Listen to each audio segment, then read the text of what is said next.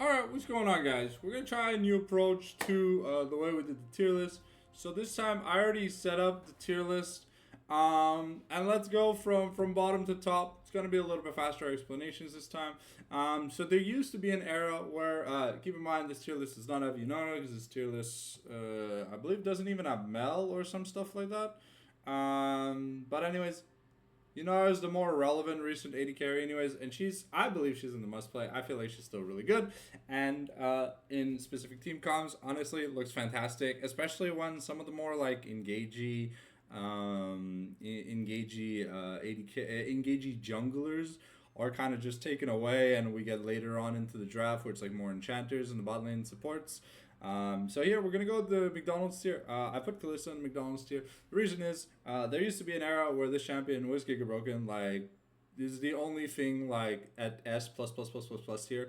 But we're in an era where Frozen Heart is a very common tank item, and it is the bane of this champion. This champion having any negative attack speed items against her, even though she builds literally like 5 attack speed items. Minus 20% when you have 2.0 plus attack speed apparently is detrimental to the point where your champion is unplayable. Also, there's just a lot of unfriendly melee champions that kind of, have knock-up CCs and really good CC effects that make Kalista's life a living hell. Plus, Talia's playable in the meta, so Talia makes this champion unplayable because you can't use Q. And then there's Poppy, there's a bunch of other champions. But anyways, it's no longer the era of Kalista. Now moving on to niche. There's some 80k, there's some... I want to say there's some like hyper carries, and then there's stuff like Draven and Caitlyn. So the Draven Caitlyn, the reason why I don't think it's like a must play good and or bad, but just like niche, like can be like really good in certain specific scenarios. As you saw, like at Worlds, when you get the advantage, you have the team comp to really let this pick shine. I mean, this can be true for any kind of AD carry whatsoever. But actually, we can there you go. We can zoom in here. Caitlyn, amazing at pushing. Really wants to be have a focused game plan of taking having an impressive laning phase, taking as many plays as possible, rotating top for grubs, making sure we get the grubs, taking even more plates, focusing on those turrets. Same can be said kind of with the Ziggs, but the Ziggs serves a different style purpose, and we'll get into that when we get into that. Kog'Maw, there's been a resurgence of like Kog'Maw Braum, Kog'Maw Lulu, Kog'Maw Melio, but again, the Protect the President style comps, like we see with Kog'Maw, Vayne, and Aphelios, are very, very niche. It is very old style of play that teams like RNG, CLG, and Samsung Galaxy even used to the point where things were really nice, but that's like the old way to play. So it's really hard to fit these in standardized comps because a lot of junglers and top laners / supports really good at taking care of these versatile low mobility threats. And Draven, well, the game plan is simple. You get ahead. If you're ever behind or you get punished and you keep losing stacks, the champion is useless. On to the bad tier. I hate seeing Jhin. Look. I'm not a Jhin hater. I'm just a Jhin disliker because Jhin versus tanks equals unplayable. If ever we're game 5 in Fearless and like there's a million AD carry bans, there's no tanks wherever. It's like an enchanter support. They don't have good backline access, and you don't need consistent AD damage. You just need high AD damage. Jhin can be great, but the second you see a tank man, Jhin folds. Jhin folds like a guy when a girl goes ara. MF, the niche of Wombo combo comms is that it's cheesy. I guess it's okay in best of ones, but there's so many great AD carry choices that I just don't think we smash all the ults together, we get a pentakill for MF, instantly win the game. Tristana, she's seen a lot of buffs and nerfs, but because she was played so much mid, she got a lot of nerfs that kind of made her less good. Yes, the Tsukiyomi build kind of works where you go Essence Reaver, Flicker Blade to have infinite mana, infinite cooldowns, but there are better champions that use There's a better champion called Sivir that does what Tristana wants to do, but to a better degree. And Senna, yeah, a shit ton of nerfs from when she got buffed up. Not really that good anymore. I don't recommend playing. I mean, they also the Smolder is not in this list, so this a little bit of an outdated list. I think Smolder is gonna be in the good tier, because Smolder has Elder Dragon on a passive if you get to like the 22-minute mark, right? So you don't even have to buy a collector, which a lot of AD carriers sometimes feel forced to buy. Zeri, I feel, is very good, but needs a team comp that wants to play around her. You need to have. It's not a protect the president style comp. It's more like a high mobility peel, because Zeri. The thing with Zeri and Yunara that's amazing is they have like basically a permanent static shift. And that means they're going to be tagging multiple people. They also build Runans, which means they're tagging multiple people. And unlike a champion like Kog'Maw, who can do a tank's HP in like 4 hits because he does 15% max health plus on hit plus physical plus armor and magic resist shred at the same time. These champions, they need a little bit more of that crit RNG. Zeri, not as great as she used to be. But definitely can be clutch in a fearless meta when we go down the line in the tiers. I love Xayah, but I love Xayah against dive comps. I don't like Xayah in front to back style team fights. She's short range.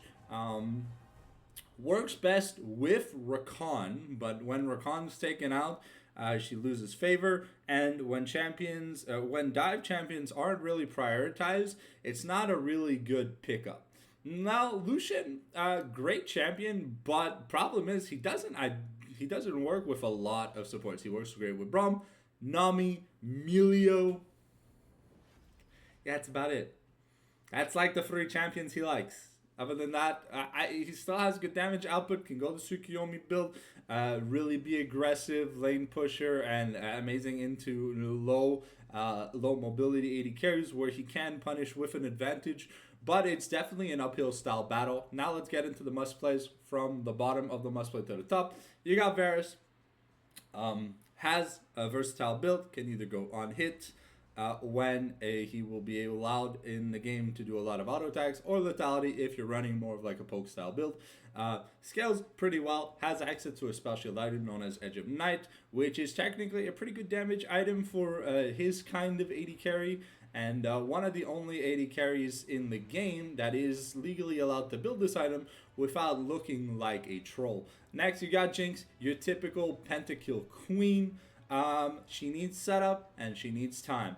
But in a mid to late game team fight, if your team gets the first takedown and Jinx is unfriended, she becomes the best champion in the game. Ashe, very useful utility AD carry, has probably one of the best CCs in the game. Single target CCs in the game. And often forces enemy teams to take cleanse when laning against her. Has great early lane bully potential. Pairs well with enchanters and engaged supports. Can feel low damage when behind, but I mean, that's true for like any AD carry, right? But she doesn't need the most money. Her slow scale of crit, and genuinely sometimes she can be like she's the weak side AD carry you kind of want when your other roles need to shine. Ezreal, a safe pick that can be played super aggressively. Most people play this like a super scaredy cat pick. But then you have people like Ruler that make this champion look like Draven, where Draven had his old passive that every time he crits you, it makes you bleed. That pairs super well with engaged champions, but can be paired with like enchanters like Karma, Seraphine, and stuff. Just the stay away from me. Overall, good AD carry, scales great into the late game. You got Ziggs, the Tower Destroyer. Has literally a tower nuke passive on the W that had 15, 20, 25, 30% HP on a tower. He can just throw the satchel on the tower and blow it up. Also, he is AP, so can be great when you want to run something like Yone or AD jungler or AD mid. Good at out pushing champions like Caitlyn, like Vayne, really good against champions like Jhin and MF, good at creating space.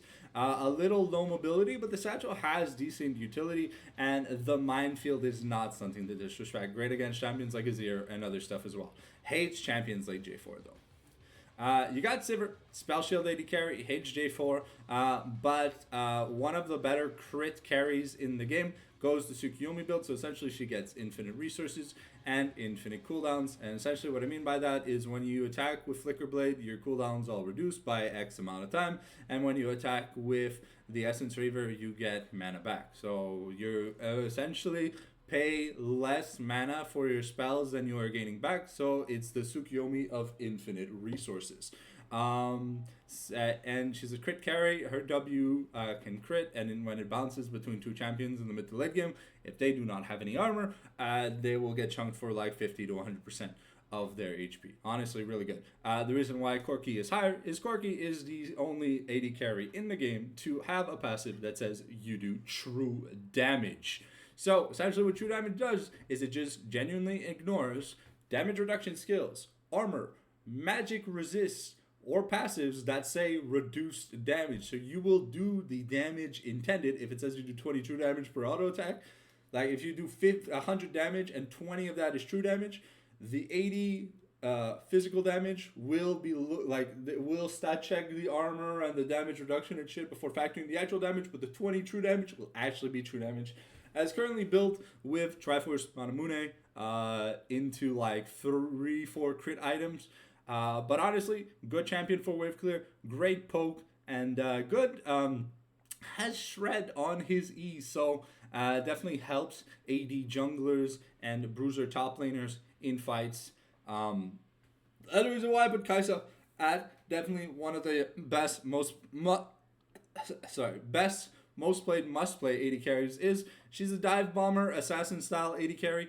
Works super well with a lot of the aggressive compositions and is a direct punish to champions like Ziggs, Jhin, Ezreal, Ashe, Jinx, where you can catch them out of position with another teammate and you can just easily go for the kill.